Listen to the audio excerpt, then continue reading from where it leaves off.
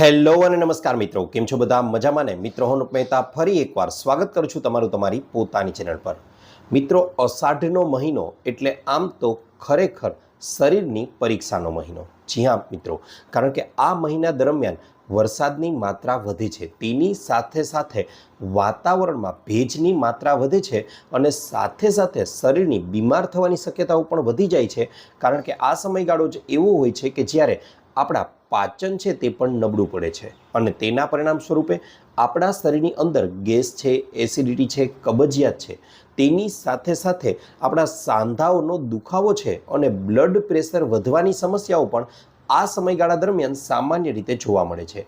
પરંતુ આ સમયમાં અમુક એવી વસ્તુઓ છે કે જેનું સેવન કરી લેવામાં આવે તો આ પ્રકારની સમસ્યાઓથી ખૂબ જ સરળતાથી બચી શકાય છે.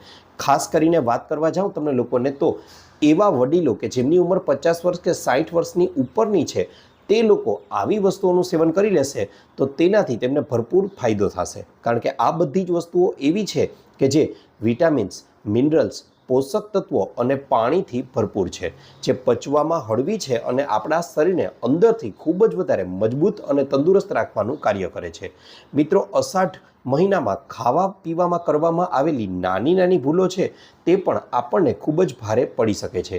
આપણા પેટમાં જે વસ્તુઓ આપણે નાખીએ છીએ, આપણા પેટની અંદર જે વસ્તુઓ ખાઈએ છીએ, તેને ખાસ કરીને ઓછા તેલમાં, ઓછા મસાલામાં અને પચવામાં હળવી હોય તેવી રીતે જ બનાવવી જોઈએ કે જેથી કરીને સરળતાથી તેનું પાચન થઈ શકે.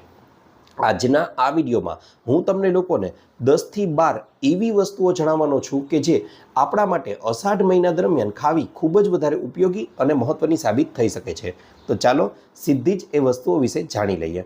મિત્રો, નંબર 1 ઉપર જે વસ્તુને સ્થાન આપવામાં આવેલું છે તેનું નામ છે દૂધી. જી હા મિત્રો, દૂધી નામ સાંભળતા જ આપણે તે પ્રમાણમાં હળવી લાગે અને તેને સામાન્ય ગણીને જતું કરી દઈએ, પણ એવું નથી.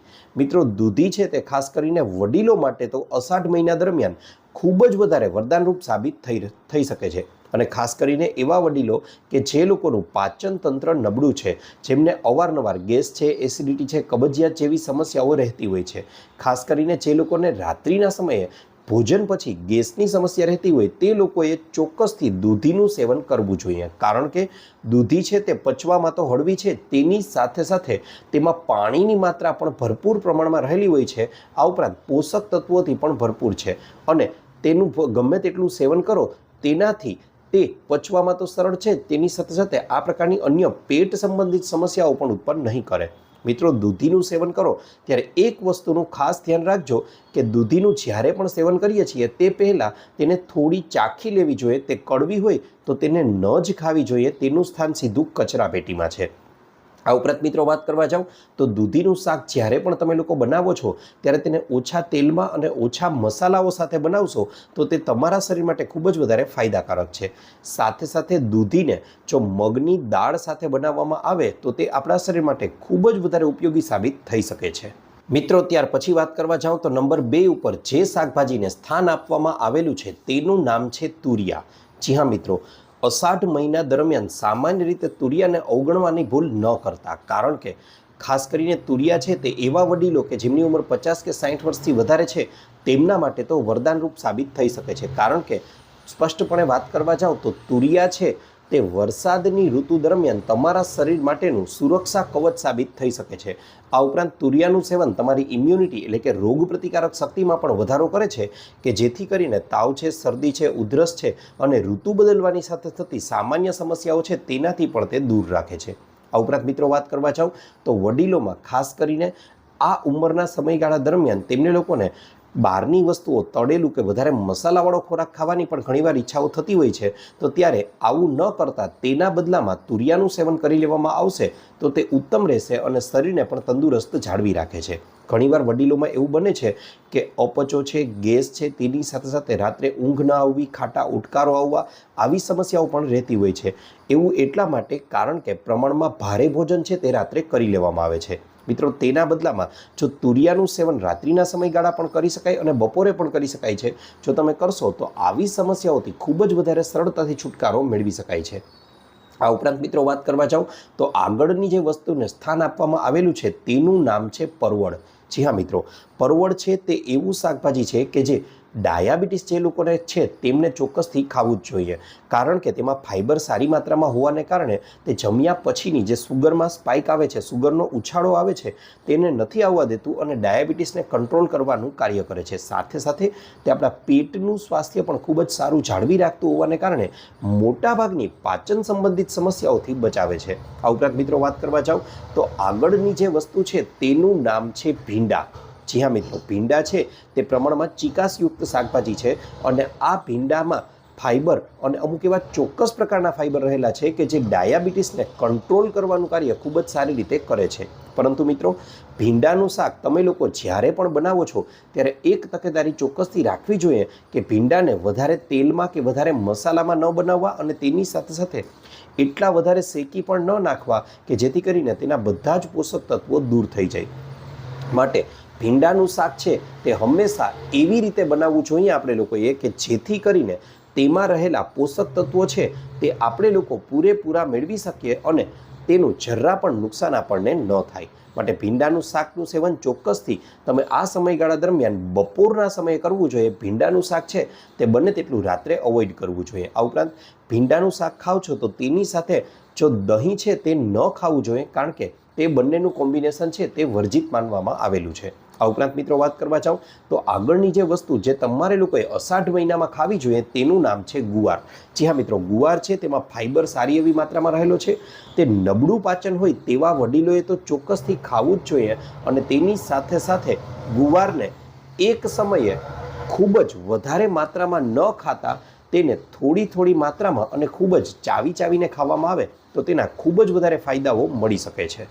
મિત્રો, ત્યાર પછી વાત કરવા જાઉં તો અષાઢ મહિના દરમિયાન એક શાકભાજી ચોક્કસથી ખાવું જ જોઈએ, તેનું નામ છે કોળું. જી હા મિત્રો, કોળું કે જેને અંગ્રેજીમાં આપણે લોકો પમ્પકિન તરીકે પણ ઓળખીએ છીએ. મિત્રો, કોળાનું શાક છે તે ડાયાબિટીસના દર્દીઓ માટે ખૂબ જ વધારે ઉપયોગી સાબિત થઈ શકે છે. હા, તેને બનાવવા માટે માત્ર જે ઉપરથી ખાંડ ઉમેરવામાં આવે છે તે ન ઉમેરવી જોઈએ, નહીં તો તેનાથી જબરજસ્ત શાક બીજું હોય જ ન શકે. આ ઉપરાંત મિત્રો, કોળાનું શાક જ્યારે બનાવો છો ત્યારે શક્ય હોય તો કોળું લેવા જાઓ ત્યારે લીલા રંગનું કોળું છે તે પસંદ કરવાનો આગ્રહ રાખવો જોઈએ અને કોળાનું શાક બનાવતી વખતે તેના બી છે તેને કાઢવાને બદલે તેને આખું જ બનાવી નાખવું જોઈએ, કારણ કે આમ તો આપણે લોકો બજારમાં કોળાના બી લેવા જઈએ તો 1,000 રૂપિયાના કિલો મળે છે અને આમાં કોળાની અંદર ફ્રી ઓફમાં મળે તો શા માટે ફેંકી દેવા જોઈએ? તે ખૂબ જ વધારે આપણા શરીર માટે ઉપયોગી સાબિત થઈ શકે છે. આ ઉપરાંત મિત્રો વાત કરવા જાઉં તો કોળું છે તે ડાયાબિટીસને તો કંટ્રોલમાં કરે જ છે, તેની સાથે સાથે પાચનમાં પણ હળવું હોવાને કારણે પાચન સંબંધિત તમામ પ્રકારની સમસ્યાઓને પણ દૂર કરવાનું કાર્ય ખૂબ જ સારી રીતે કરે છે અને એટલા માટે વડીલો માટે ચોક્કસથી અઠવાડિયામાં એકાદ વાર કોળાનું શાક છે તે બનાવવું અને ખાવું જરૂરી છે. ત્યાર પછી મિત્રો આગળ વાત કરવા જાઉં તો આગળનું જે શાકભાજી છે તેનું નામ છે સરગવો. જી હા મિત્રો, સરગવો કે જેને સહેજન અથવા ડ્રમસ્ટિક તરીકે પણ ઓળખવામાં આવે છે તે વડીલોની માંસપેશીઓ માટે, વડીલોના હાડકાઓ માટે અને ઓવરઓલ સંપૂર્ણ શરીરની તંદુરસ્તી માટે ખૂબ જ વધારે ઉપયોગી સાબિત થઈ શકે છે. અષાઢ મહિના દરમિયાન અઠવાડિયામાં જો 2 કે 3 વાર કોઈ પણ સમયે સરગવાનું, ખાસ કરીને રાત્રિના સમય કરતાં બપોરનો સમય તેના માટે સર્વશ્રેષ્ઠ રહેશે અને આ સમયગાળા દરમિયાન જો સરગવાનું સેવન કરવામાં આવે તો તે વડીલો માટે ખૂબ જ વધારે ઉપયોગી સાબિત થઈ શકે છે, કારણ કે સરગવો એક માત્ર એવું શાકભાજી છે કે જે તમામ પ્રકારના વિટામિન્સ, મિનરલ્સ અને પોષક તત્વોથી ભરપૂર છે અને એ પણ થોડી ઘણી માત્રામાં નહીં, ખૂબ જ જબરજસ્ત માત્રામાં તેની અંદર પોષક તત્વો રહેલા છે. માત્ર વડીલોએ ચોક્કસથી 50 કે 60 વર્ષ પછીના વડીલોએ તો સરગવાનું સેવન અઠવાડિયામાં 2 કે 3 વાર કરવું જ જોઈએ અને એ પણ અષાઢ મહિનામાં તો ખૂબ જ વધારે જરૂરી છે કે જેથી કરીને તેઓ આખા મહિના દરમિયાન ખૂબ જ તંદુરસ્ત રહી શકે અને ઋતુ બદલવાની સાથે થતી જે બીમારીઓ છે તેનાથી પણ ખૂબ જ સરળતાથી બચી શકે છે. આ ઉપરાંત મિત્રો વાત કરવા જાઉં તો આગળનું શાકભાજી છે તેનું નામ છે ટિંડોળા. જી હા મિત્રો, ટિંડોરા છે તેને ખૂબ જ સામાન્ય ગણી લેવામાં આવે છે અને મોટા ભાગના લોકો છે તેને અવોઇડ કરવાનું પસંદ કરે છે. પરંતુ મિત્રો, આપણા ગુજરાત જેવા રાજ્યમાં ઘણીવાર આપણે ટિંડોરાનો સંભારો કરીને પણ ખાવાનું પસંદ કરીએ છીએ. તેમાં હળવું જીરું છે, મીઠું છે, હળદર છે અને ખૂબ જ ઓછી માત્રામાં તેલનો ઉપયોગ કરી અને સરસ સંભારો બનાવી અને અઠવાડિયામાં 2 કે 3 વાર તેનું સેવન કરવામાં આવે તો પાચન સંબંધિત સમસ્યાઓને તો દૂર કરશે જ. આ ઉપરાંત પાણીની માત્રા પણ સારી એવી છે અને તેની સાથે સાથે પોષક તત્વો અને વિટામિન્સથી પણ ભરપૂર હોવાને કારણે આપણી ઇમ્યુનિટીને વધારશે અને શરીરને તંદુરસ્ત બનાવવાનું કાર્ય ખૂબ જ સારી રીતે કરે છે. માટે ટીંડોળાનું સેવન પણ અઠવાડિયામાં 1 કે 2 વાર ચોક્કસથી કરવું જ જોઈએ. સાથે સાથે આગળની જે વસ્તુ છે તેનું નામ છે કારેલા. જી હા મિત્રો, કારેલા છે તેને તમને બધાને ખ્યાલ છે એ પ્રમાણે ડાયાબિટીસમાં તો અમૃત તુલ્ય માનવામાં આવ્યા છે. પણ એવું જરાય નથી કરવાનું વડીલોએ કે પોતાની જે ડાયાબિટીસમાં તેની દવાઓ લે છે તેને છોડી અને તેના બદલામાં કારેલાઓ ખાવા લાગે. ના, આવું નથી કરવાનું, પરંતુ અઠવાડિયામાં 1 કે 2 વાર અને એ પણ નિયંત્રિત માત્રામાં જો કારેલાનું સેવન કરવામાં આવે તો તે આપણા શરીર માટે ખૂબ જ વધારે ઉપયોગી સાબિત થઈ શકે છે. હા, કારેલાનું સેવન જ્યારે કરો છો અને ભરપૂર માત્રામાં સેવન થઈ જાય તો ઘણીવાર ઘણા લોકોને એવું બને કે કારેલા ખાધા પછી ચક્કર આવવાની સમસ્યા, પરસેવો થવાની સમસ્યા, નબળાઈ લાગવા લાગે છે. જો આ ધ્રુજારી શરીરમાં આવવા લાગે, આવું બને તો ચોક્કસથી ચેતી જવું જોઈએ, કારણ કે તે સ્પષ્ટ સૂચન કરે છે કે તમારા શરીરમાં સુગર છે તે ઘટવા લાગી છે. આવી પરિસ્થિતિ ન બને એટલા માટે નિયંત્રિત માત્રામાં કારેલાનું સેવન છે તે આપણા શરીર માટે ખૂબ જ વધારે ફાયદાકારક બની શકે છે. ત્યાર પછી મિત્રો 10મા નંબર ઉપર જે શાકભાજીને સ્થાન આપવામાં આવેલું છે તેનું નામ છે પાલક. જી હા મિત્રો, આમ તો અષાઢ મહિનો એટલે વરસાદનો મહિનો અને આ મહિના દરમિયાન લીલા પાંદડાવાળા શાકભાજી ખાવ ને તો તેની ખૂબ જ વધારે તકેદારી રાખવી જોઈએ, કારણ કે તેના પર ઝીણા ઝીણા જીવાણુઓ છે, ધૂળ છે, માટી છે, બેક્ટેરિયા છે અને નાના નાના જીવજંતુઓના ઈંડા પણ હોઈ શકે છે. માટે પાલકનું સેવન ખૂબ જ વધારે ઉપયોગી છે અને પચવામાં પણ તે હળવું છે. પણ પાલકને જ્યારે બનાવો છો ત્યારે તમારે લોકોએ ચોક્કસથી એટલું ધ્યાન રાખવું જોઈએ કે પાલકને પહેલાં તો એકદમ વહેતું પાણી હોય તેમાં બરાબર રીતે ધોઈ લેવાની છે. ત્યારબાદ પાણીમાં થોડો સમય માટે પલાળી રાખવાની છે, બરાબર સાફ કરી નાખવાની છે અને પછી જ આવા લીલા પાંદડાવાળા શાકભાજીનું સેવન કરવું જોઈએ.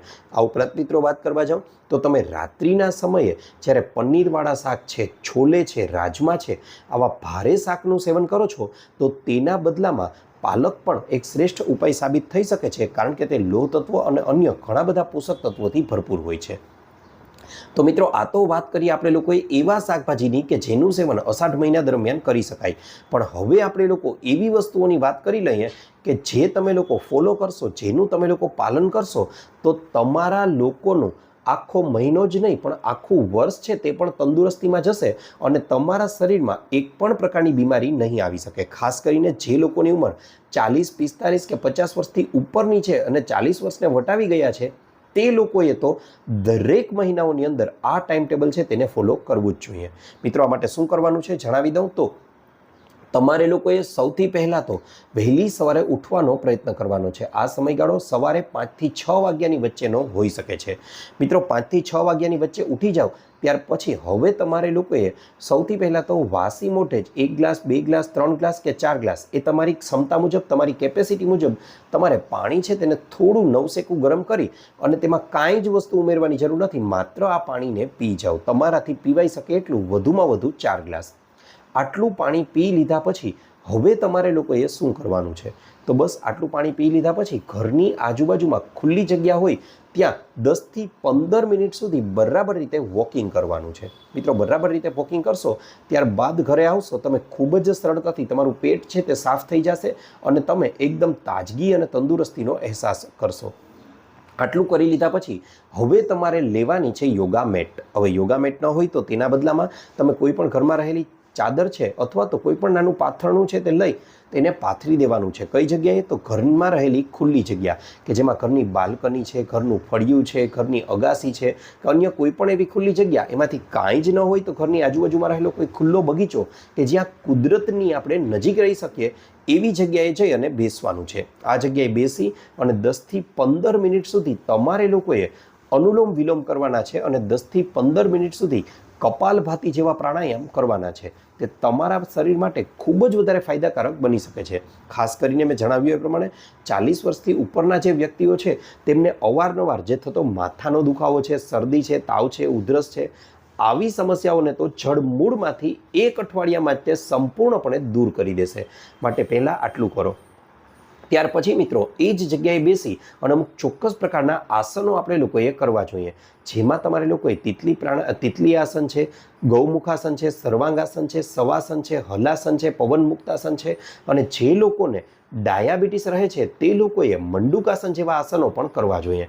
આ ઉપરાંત ભ્રામરી છે, આવા પ્રાણાયામ પણ તમે લોકો કરી શકો છો, જેનાથી તમારા શરીર તો સ્વસ્થ રહેશે, સાથે સાથે મનની તંદુરસ્તી એટલે કે માનસિક સ્વાસ્થ્ય પણ ખૂબ જ સારું રહેશે. ત્યાર પછી મિત્રો આગળ વાત કરવા જાઉં તો જો તમારું શરીર સંપૂર્ણપણે સાથ આપતું હોય તો ચોક્કસથી 15થી 20 જેટલા સૂર્ય નમસ્કાર પણ કરવા જોઈએ. આટલું કરી લીધા પછી હવે સમય આવે છે વહેલી સવારનો નાસ્તાનો. મિત્રો આટલું કરી લીધાના અડધાથી પોણા કલાક સુધી કાંઈ જ નથી કરવાનું. ત્યાર પછી હવે તમે લોકો તમારા સવારના નાસ્તાથી શરૂઆત કરી શકો છો. મિત્રો નાસ્તો યાદ આવે એટલે તરત જ ગાંઠિયા યાદ આવે. આ જરા પણ નથી ખાવાના. જી હા મિત્રો, કારણ કે બહારની બનેલી જે વસ્તુઓ છે તે આપણા શરીર માટે નુકસાનકારક છે. શા માટે? કારણ કે આ વસ્તુઓ ખાસ કરીને ગાંઠિયા છે તેને એકને એક તેલમાં વારંવાર તળવામાં આવે છે, એકને એક તેલનો ઉપયોગ કરવામાં આવે છે, જે આપણા શરીરને અંદર જઈ અને માત્ર ને માત્ર નુકસાન કરે છે. માત્ર જીભના ચટાકા માટે આવી વસ્તુઓ ન ખાઈ લેવી જોઈએ કે જે આપણા શરીરને લાંબા ગાળે ભયંકર નુકસાન પહોંચાડી શકે છે. તેના બદલામાં ઘરમાં બનેલો તાજો નાસ્તો છે તે જ ખાવાનો આગ્રહ રાખવો જોઈએ. જો આવું ન હોય તો તમે લોકો ફણગાવેલા કઠોળ એટલે કે સ્પ્રાઉટ્સ છે તે પણ ખાઈ શકો છો. તે કેમ બનાવવા તે પણ તમને ટૂંકમાં અહીં કહી દઉં છું કે આગલા દિવસે સાંજના સમયે લગભગ 3-4 વાગ્યા આસપાસ જ તમારે મગ છે તેને પલાળી દેવાના છે. રાત્રે 8-9 વાગ્યે એટલે મગ બરાબર પલળી ગયા હશે. હવે આ મગનું પાણી દૂર કરી દો, તેને સુતરાઉ કાપડમાં ભરી લો અને એક પોટલી બનાવી લો. પોટલી ઉપરથી થોડો પાણીનો છંટકાવ કરી દો. વહેલી સવારે ઉઠશો ને ત્યારે તમારા સ્પ્રાઉટ્સ છે એટલે કે ફણગાવેલા મગ છે તે તૈયાર થઈ ગયા હશે. હવે આ ફણગાવેલા મગને એક મોટા વાટકામાં લઈ તેમાં ઉપરથી થોડું લીંબુ નીચોવી લો, થોડો જીરું પાવડર છે, મરી પાવડર છે, સંચળ છે, તેની સાથે સાથે સારી એવી માત્રામાં છીણેલું આદું છે અને અન્ય બીજા મસાલા પણ જે તમને અનુકૂળ લાગે તે ઉમેરી શકો છો. અને થોડું કાચી ઘાણીનું તેલ છે તે 1 ચમચી જેટલું ઉમેરી બરાબર રીતે હલાવી લો. તેમાં તેની સાથે સાથે સમારેલી ડુંગળી છે, ટમેટા છે, કાકડી છે તેને પણ ઉમેરી દો. મિત્રો સારામાં સારી ચાટ તૈયાર થઈ જશે અને આનો નાસ્તામાં સવારે 1 થી 2 વાર ઉપયોગ કરશો ને તમારા શરીરમાં આખો દિવસ ફૂર્તિ છે તે સમાશે નહીં એટલી આવી જશે, એટલું શક્તિવર્ધક તમારો આખો દિવસ રહેશે. ત્યાર પછી મિત્રો વાત કરવા જાઉં તો આટલું કરી લીધા પછી હવે સમય આવે છે બપોરનો. બપોરનો સમય આવે છે ત્યારે ખાસ તકેદારી રાખવી જોઈએ કે જે તમે ભોજન કરો છો તે ભોજન કરતાં પહેલાં 1 વાટકો ભરી અને સલાડનું સેવન કરવું જોઈએ. પણ ફરી એકવાર કહું છું, સલાડ લો છો ત્યારે હમણાં પાલકમાં જણાવ્યું એ પ્રમાણે કે લીલા પાંદડાવાળી કોઈ વસ્તુ લો છો તો તેને બરાબર સાફ કરવી ખૂબ જ વધારે જરૂરી બની જાય છે. અથવા તો તમે સલાડમાં ઋતુ અનુસારના કાકડી છે, મૂળા છે, બીટ છે, ગાજર છે, કોબી છે, અન્ય કોઈ પણ શાકભાજી કે જે તમે સલાડ તરીકે ખાઈ શકો છો, છેલ્લે કાંઈ ન ખાઈ શકો તો ટમેટાનું સેવન પણ કરી શકો છો. એટલે આમાંથી કોઈ પણ વસ્તુનું સેવન કરી શકો છો કે તેનાથી તમારી ભૂખ તો ઉઘડશે જ, સાથે સાથે તમારી જે ડાયાબિટીસમાં વધારો થતો હતો તેને પણ તે કંટ્રોલ કરવાનું કાર્ય સારી રીતે કરી શકશે. સાથે સાથે મિત્રો આગળ વાત કરવા જાઉં તો હવે આવે છે ભોજનનો સમય. આ ભોજનમાં તમારે લોકોએ સૌથી પહેલાં તો ઘઉં અઠવાડિયામાં 1-2 વાર બરાબર છે. ત્યાર પછીના દિવસોમાં જો શક્ય હોય તો તમારે લોકોએ ચોક્કસથી આપણા દેશી અનાજ એટલે કે બાજરો છે, મકાઈ છે, જુવાર છે, જવ છે, રાગી છે, આમાંથી બનેલા જે રોટલી કે રોટલા છે તેનું સેવન કરવું જોઈએ. જો નથી જ કરી શકતા અને ઘઉં ખાવા જ ફરજિયાત છે તો ચોક્કસથી પહેલાં 4 રોટલી ખાતા હતા તો હવે 3 રોટલી ખાજો અને તેના બદલામાં જે શાક બનાવો છો ને તેની માત્રા 1 વાટકીથી વધારી અને 2 વાટકી કરી દેજો. ભોજનને સંપૂર્ણપણે હંમેશા ચાવીને જ ખાવું જોઈએ. મિત્રો એવું ક્યાંક ન બને કે જે કામ તમારા દાંતે કરવાનું છે તે કામ તમારા આંતરડાઓએ કરવું પડે. માટે એકદમ ચાવીને ખાવું. તેની સાથે સાથે ઘરમાં બનેલું અને તાજું દહીં હોય તો તેનું સેવન પણ 1 વાટકી જેટલું કરવું જોઈએ. મિત્રો યાદ રહે, ખુલ્લું રહેલું અને ખટાશવાળું દહીં છે તે આપણને આ ઋતુ દરમિયાન નુકસાન કરી શકે છે. માટે એવું ન કરવું. તાજું દહીં હોય તો તેનું સેવન કરવું જોઈએ, અથવા તો તેના બદલામાં તાજી બનેલી છાશ છે તો તે પણ પીવાનો આગ્રહ રાખી શકો છો. ત્યાર પછી મિત્રો આટલું કરી લીધા પછી ભોજન પૂરું થઈએ તમારે લોકોએ 1 ચમચી જેટલી વરિયાળી છે તેને ખાવી જોઈએ, એકદમ ચાવીને. આનાથી તમારો ખાધેલો ખોરાક છે તે ખૂબ જ સરળતાથી પચી જશે. ત્યાર પછી મિત્રો સમય આવે છે સાંજનો. હવે આ સમય છે તે જ મુખ્યત્વે એવું જવાબદાર છે કે જેના કારણે આપણે લોકો મોટા ભાગે બીમાર પડતા હોઈએ છીએ. જી હા મિત્રો, એવું એટલા માટે કારણ કે સાંજના સમયે ભૂખ તો લાગતી જ નથી, પણ જે લોકોને જરા તરા પણ એવો ભૂખનો અહેસાસ થાય છે ને, તે લોકો કરે છે એવું કે સીધા જ કાં તો પડીકાઓ ખોલી નાખે છે અથવા તો લારીઓ પર મળતો જે કચરા ફૂડ છે તેને ખાવાનો આગ્રહ રાખે છે, અથવા તો ઘણા લોકો તો હોટલોમાંથી સીધો ઓનલાઈન ઓર્ડર જ કરી દે છે. મિત્રો, આવું ન કરવું જોઈએ. તેના બદલામાં સાંજે લાગતી ભૂખ છે તેને દૂર કરવા માટે વહેલી સવારે પલાળેલા ડ્રાયફ્રૂટ છે તેને ખાઈ શકો છો. જો આટલો સમય તમારી પાસે નથી રહેતો તો તમે લોકો મખાણા લઈ અને તેને દેશી ગાયના શુદ્ધ ઘીમાં બરાબર રીતે રોસ્ટ કરી લો, શેકી લો, ઉપરથી થોડું સંચળ ભભરાવી અને એકવાર ખાવાનો પ્રયત્ન કરો. તમને લોકોને ખ્યાલ આવી જશે કે સારામાં સારી ચિપ્સ, સારામાં સારી વેફર છે તે પણ આની સામે ટૂંકા પડશે. તરત જ એવો પ્રશ્ન થાય કે ભાઈ, મખાણાનો ભાવ સાંભળ્યો છે?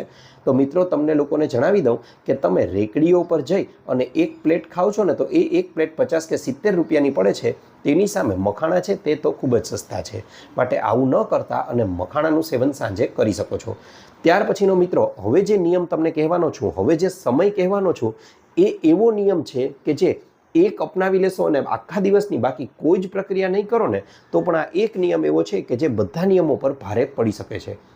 અને એ છે, તમારે તમારા દિવસનું છેલ્લું ભોજન એટલે કે રાત્રિનું ભોજન છે તેને સાંજે 7 વાગ્યા પહેલાં ગમે તેમ કરીને પૂરું કરી જ લેવાનું છે. એવું એટલા માટે કારણ જણાવું એ પહેલાં બીજા ઉદાહરણો તમને દઈ દઉં કે તમે લોકોએ આપણા ભારત દેશના કે ગુજરાત રાજ્યના ખેડૂત મિત્રોને જોયા હશે તો તેઓ પણ પોતાનું દિવસનું છેલ્લું ભોજન છે તેને સાંજે 7 વાગ્યા પહેલાં પૂરું કરી જ લે છે.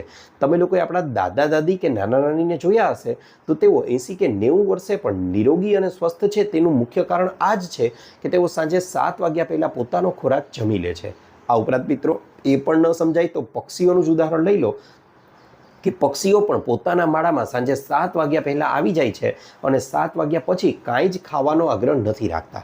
એવું એટલા માટે કારણ કે જેમ જેમ સૂર્યોદય થાય છે ને તેમ તેમ આપણી પાચન શક્તિ છે તે વધતી જાય છે અને સૂર્યાસ્ત થાય છે તેમ તેમ આપણી પાચન શક્તિ ઘટતી જાય છે. આ સમયે આપણું પાચન તંત્ર થોડું વધારે નબળું હોય છે અને એટલા માટે જ સાંજે 7 વાગ્યા પહેલાં જમી તો લેવું જ, પણ સાથે સાથે સાંજે 7 વાગ્યા પહેલાં જે ખોરાક લો છો તે પણ પ્રમાણમાં જો હળવો હોય તો એનાથી ઉત્તમ કાંઈ જ નથી.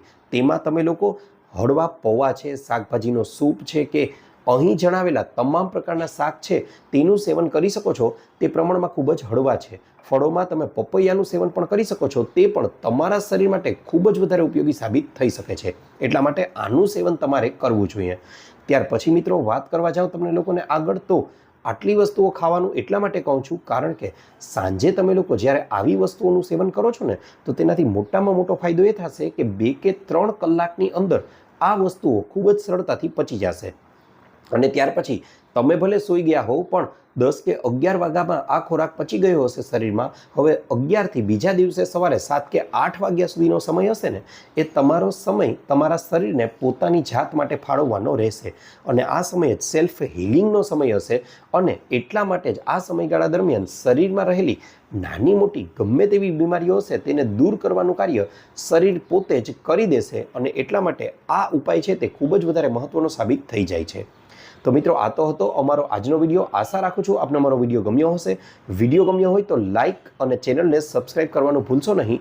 અને આપને પણ કોઈ હેલ્થ કે બ્યુટી સંબંધિત સમસ્યા હોય તો એ પણ જણાવશો. અમે તેને અનુરૂપ પણ નવા વિડીયો લાવવાનો પૂરતો પ્રયાસ કરીશું. સાથે સાથે જો તમે લોકોએ આ વિડીયોને અહીં સુધી જોઈ જ લીધો છે તો એ જણાવવાનું ભૂલશો નહીં કે તમે આ વિડીયોને ક્યાંથી જોઈ રહ્યા છો, કયા ગામ, કયા શહેર, કયા તાલુકા, કયા જિલ્લા, કયા રાજ્ય કે કયા દેશમાંથી.